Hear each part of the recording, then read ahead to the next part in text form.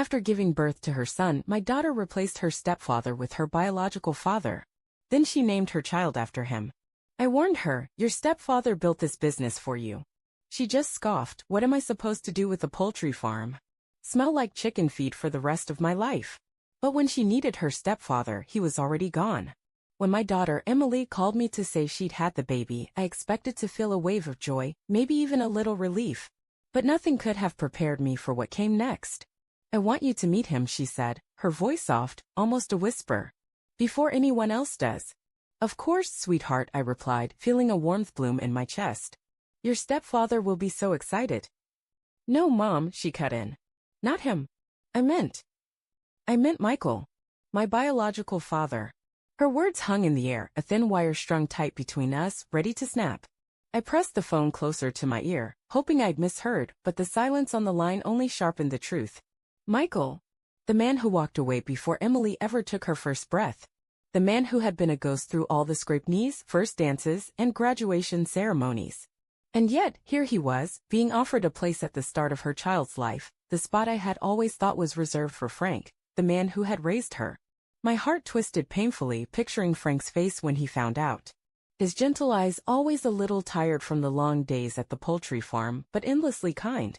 The same man who had worked himself to the bone, who smelled perpetually of feathers and feed, who had never complained once when Emily needed anything: tuition, a car, a place to stay after college. But Frank wasn't Michael. Michael, with his polished charm and stories of a life that glittered from a distance. Michael, who had popped back into our world just as Emily was starting to carve a new life for herself, just as Frank had signed over part of the farm to her, hoping it would help her find stability. Emily, I began, my voice quivering, have you told Frank? There was a pause and I could hear the soft rustle of blankets, the sleepy coo of the newborn in her arms. Not yet, she admitted. I thought it might be better if I told him after. Once everything is settled. Settled?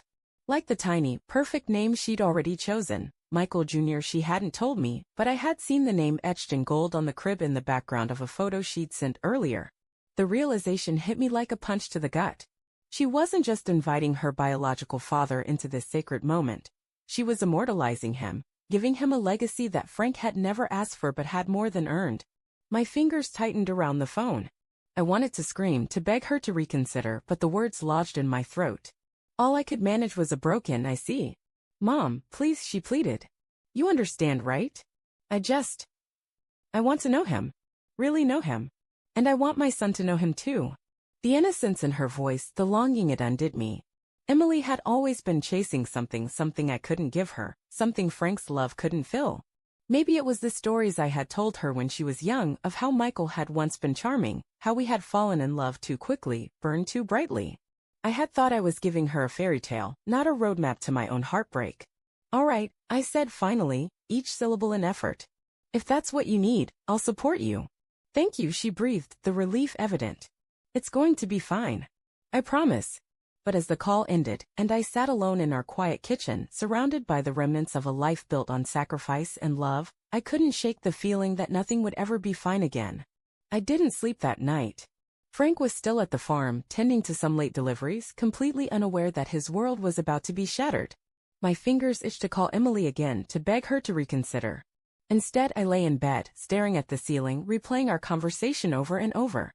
By morning, I couldn't take it anymore. I grabbed my coat and headed to Emily's apartment.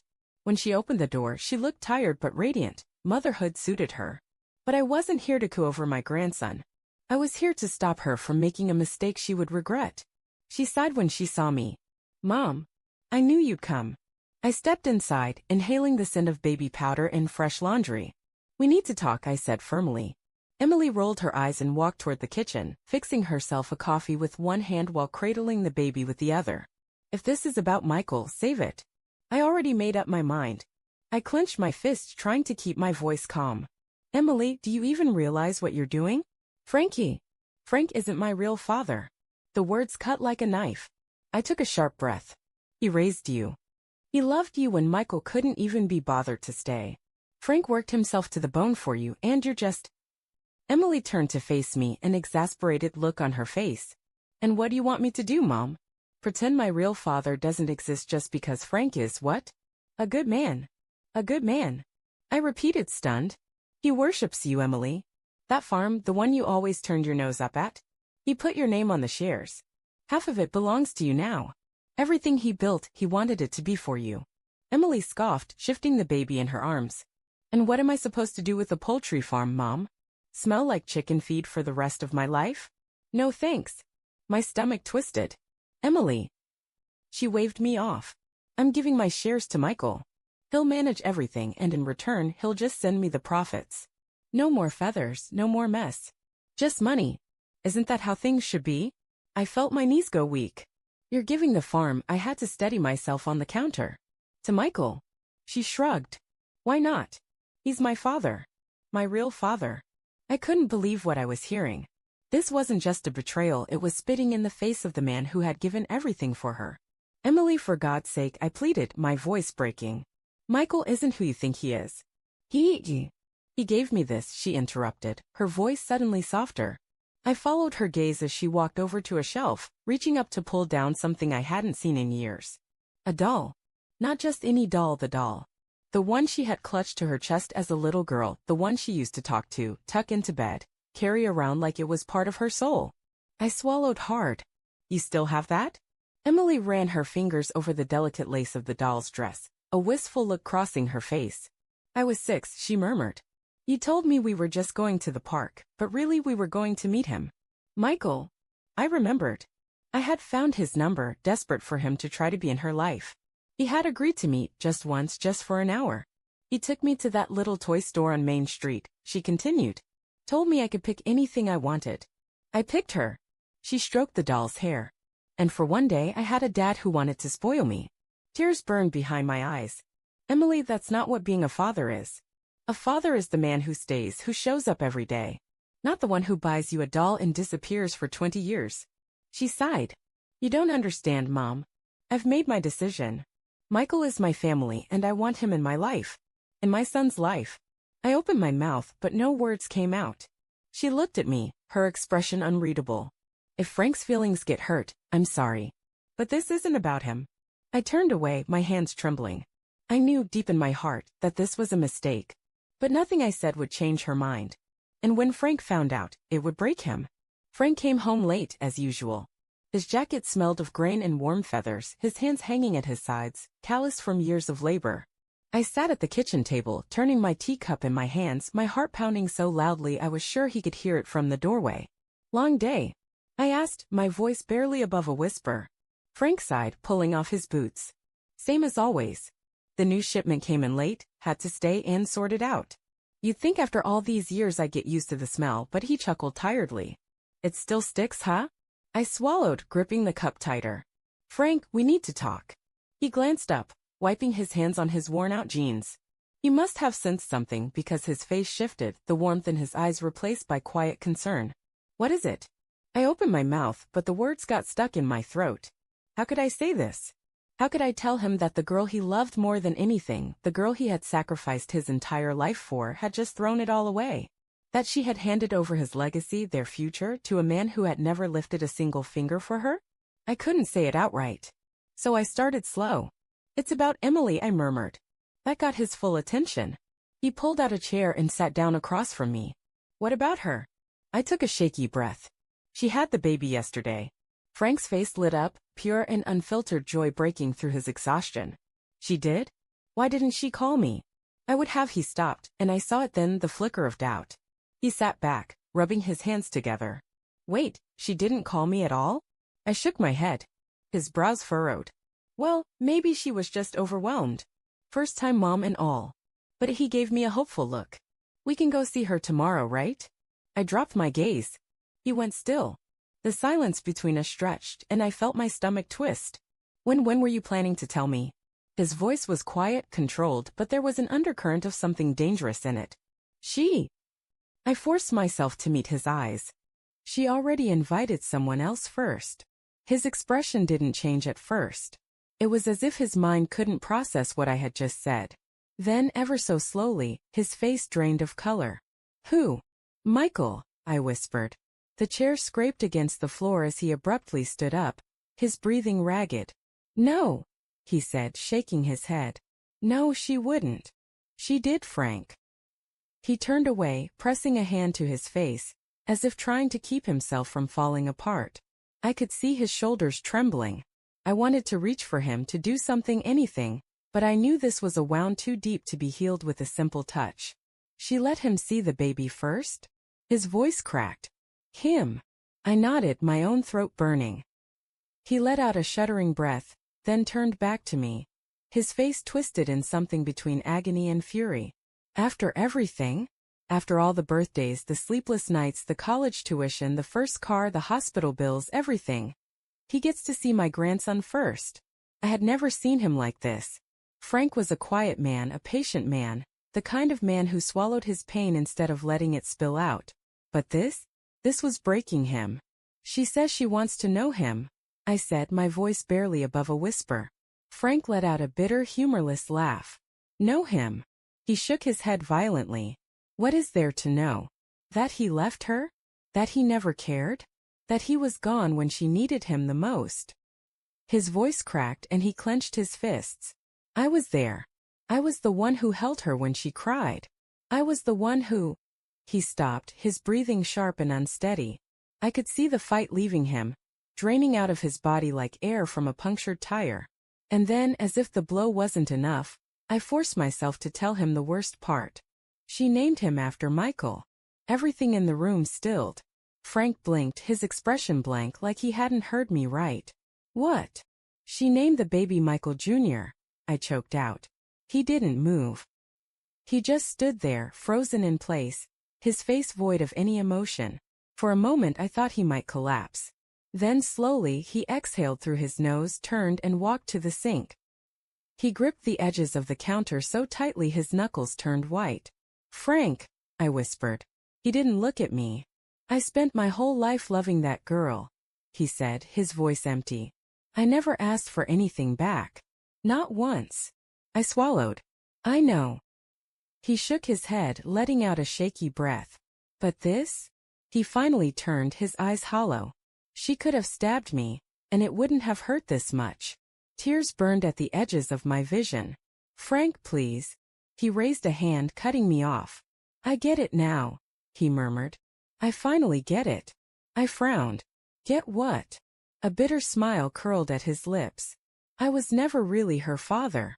I reached for him, desperate, but he stepped back. I'm going to bed, he muttered, his voice hoarse. I'll be out early for deliveries tomorrow. And just like that he walked out of the kitchen. I sat there, staring at the empty space where he had stood, my heart shattering into 1,000 pieces. Because I knew deep down, something had just broken inside him that would never be fixed. The house felt different the next morning. Colder. Emptier. Frank was gone before sunrise. Normally, he would have left a note on the fridge or sent a quick text saying he'd be home late. But today, nothing. Just silence. I sat at the kitchen table, staring at the untouched cup of coffee I had poured for him, my fingers gripping the ceramic so tightly I thought it might crack. He hadn't spoken a single word to me before leaving, and deep down I knew why. Something inside him had broken last night. Emily called around noon. Hey Mom, she said, her voice light, as if nothing had happened, as if she hadn't just torn a man's heart out of his chest. Are you coming by today? I swallowed the bitter taste in my mouth. I don't know, Emily. Frank. I paused, choosing my words carefully. Frank didn't take it well. She sighed, exasperated. Mom, I don't get why this is such a big deal. I closed my eyes, rubbing my temple. Emily, you do get it. You just don't care. That's not fair, she snapped. I care. But it's my life. My child. And I have a right to decide who's in it. My grip on the phone tightened. You named your son after a man who abandoned you, and you let him be the first one to see that baby, while the man who raised you, who loved you more than anything, was left with nothing. My voice shook. Do you even realize what you've done? Silence. Then she scoffed. Mom, it's not like I owe Frank anything. I gasped. Emily. He chose to be in my life. No one forced him to. And it's not my fault if he got too attached. I felt sick. This was my daughter speaking. My daughter. The same little girl who used to run into Frank's arms when he came home from the farm, who used to fall asleep on his chest while he read her bedtime stories. And now she was talking about him like he was some disposable side character in her life. Emily, I said slowly, barely able to breathe. He signed the farm over to you. I expected hesitation. Maybe even guilt. Instead, she laughed. Oh, I know, she said. That's why I don't get why you're so worried. I'll be fine, Mom. I don't need Frank. Michael's handling everything now. I nearly dropped the phone. Michael? Emily, you're not serious. I already gave him the shares. He's officially part owner now. My vision blurred. You gave away Frank's life's work to Michael? She shrugged. Why not? What was I gonna do with a poultry farm? I covered my mouth, trying to hold back the tears. You have no idea what you've done, I whispered. Emily exhaled loudly like she was tired of the conversation. Mom, I have to go. Michael and I are discussing the next steps for the farm. Next steps? My stomach twisted. Yeah. He's thinking of selling. A cold, hollow silence filled the air. Selling. Selling the farm that Frank had spent his entire life building. The farm he had poured his blood, sweat, and soul into. Selling it like it was just some disposable asset. I couldn't speak. Couldn't breathe. Emily didn't seem to notice. Anyway, don't be dramatic, okay? She said lightly. I'll see you later. Then she hung up. I stood there, holding the phone to my ear long after the line went dead. And that's when I knew Frank wasn't coming back. Not really. He might still live in this house. He might still wake up every morning and go to work. But the man who had once loved Emily like she was his own blood? He was gone. And Emily, my selfish, reckless daughter, had destroyed him emotionally. Later that evening, Frank was in his office at the farm, staring blankly at the stacks of paperwork on his desk, when the door burst open. Michael. The man stood there, dressed too sharply for a place like this, his cologne too strong, his presence too entitled. He stepped inside like he already owned the place. We need to talk, Michael said, shutting the door behind him. Frank didn't move. Michael smirked. Emily already told you, right? I own half of this farm now. He leaned against the desk, looking down at Frank like a businessman surveying a weak opponent. But I don't want a farm. I want money. So let's make this easy, you buy me out. Frank let out a slow breath, his jaw tightening. And if I don't? Michael's smirk widened. Then I sell my share to the highest bidder. Could be a competitor. Could be a corporation that'll turn this place into a processing plant. Or maybe I just shut it all down. Either way, it's not my problem. Frank's fingers dug into the arms of his chair. This man, this stranger, was holding his entire life hostage. And Emily had handed him the keys. Michael leaned in closer. So what's it gonna be, old man? Frank didn't blink. Didn't flinch. Instead, he pulled out his phone. Who are you calling? Michael frowned. Frank held the phone to his ear, his voice steady. My lawyer. Michael's smug expression faltered. Hey, let's not make this complicated. Frank ignored him. Jack? Yeah, it's me. I need a way out of a bad deal. Michael rolled his eyes, crossing his arms. You really think you can get out of this? Frank looked him dead in the eye, his voice firm. Watch me. Frank won. It took weeks of legal battles, but in the end, he found a way to take back what was his.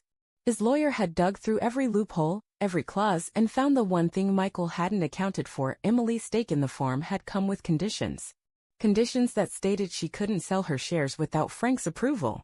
Michael had bluffed, thinking Frank would just cave and hand over the money.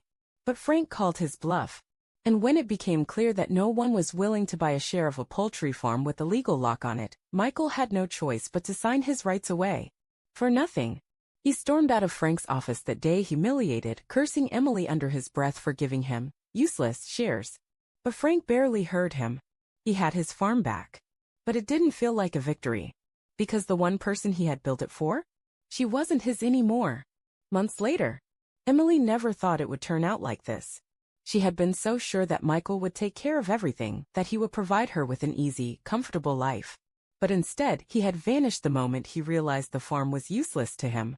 No money. No legacy. Nothing. She was left with nothing. Frank had cut her off completely. No messages. No calls. Nothing. For the first few weeks, she had told herself he was just upset, that he would cool down eventually. That he would miss her. But he didn't. And slowly she began to realize something terrifying. Frank had never needed her. He had loved her, yes. But she had mistaken that love for dependence. She thought that no matter what she did, no matter how selfish or cruel she acted, he would always be there. Because he always had been. Until now. Now he was gone. And for the first time in her life, she was the one being left behind. The distance between us. I tried. God knows I tried. I called Frank every week, hoping that maybe this time he would pick up. That maybe we could just sit down and talk. That I could fix this. But every time it went straight to voicemail. When I did see him, briefly, in town, or when he came to pick something up from the house, he barely spoke to me. The love we had shared for years, the partnership, the life we had built together was gone. He wasn't cruel. He wasn't angry. He was just distant. And in a way that was worse. Because it meant he had already let go. A final attempt. Emily stood outside the farm, holding her son in her arms. She hadn't been here in months. The fields looked the same. The barn doors were open, the scent of hay and feathers thick in the air. It smelled exactly like she remembered. It smelled like home. For the first time, she regretted everything. She had traded something real for something temporary. She had thrown away the one person who had always loved her for a man who had left her the second things got difficult. And now she had nothing. Except this. This last attempt. Taking a shaky breath, she adjusted her son in her arms and knocked on the door. It took a moment before it opened. Frank stood there, looking at her with unreadable eyes. He had changed. He looked older, harder. There was no warmth left for her. For a moment she thought he might shut the door in her face. Instead, he just looked at her, his expression empty. "Frank," she whispered, her voice breaking. I wanted you to meet him." She shifted slightly, revealing the baby in her arms. Frank's eyes flickered to the child. But there was nothing. No emotion. No reaction. Emily's heart pounded. "Please," she pleaded, stepping forward. "He's your grandson. Don't you want to hold him?" Frank was silent for a long time. Then finally he exhaled. "I used to want a lot of things, Emily," he said quietly. "But not anymore." Tears welled in her eyes. "Frank, He shook his head. "I loved you like you were my own," he murmured, his voice thick with pain. "And I would have done anything for you." Emily swallowed hard, gripping the baby tighter. "You were my dad," she whispered. He let out a quiet, bitter laugh. "No," he said. "I wasn't." Then, without another word, he stepped back and closed the door. And this time, Emily was the one left standing in the cold. Alone. 1 year later. Frank. The farm was doing well, but it no longer felt like my entire life. I still worked hard, still took care of what I had built, but something inside me had changed. The divorce had been finalized a few months ago. There was no dramatic fight, no last-minute attempts to fix things. Just signatures on a piece of paper and the quiet acceptance that we had become strangers. I had spent years holding onto a family that was never really mine. Now I was finally learning what it meant to let go. Emily. I never thought I would end up with nothing. Michael was gone the second he had no use for me. My mother had pulled away, not out of anger but disappointment. And Frank? He had erased me from his life. For the first few months I thought he'd come around. That he'd miss me. But the truth was harder to accept. He didn't need me anymore. And for the first time in my life, I knew what it felt like to be abandoned. Her mother. Frank never looked back. I had tried a God, I had tried to fix things. I called, I visited, I tried to remind him of what we once had. But every time, he stayed distant. The love was gone. Not in anger, not in resentment, just gone. And the worst part? I knew I had helped push him away. The final goodbye.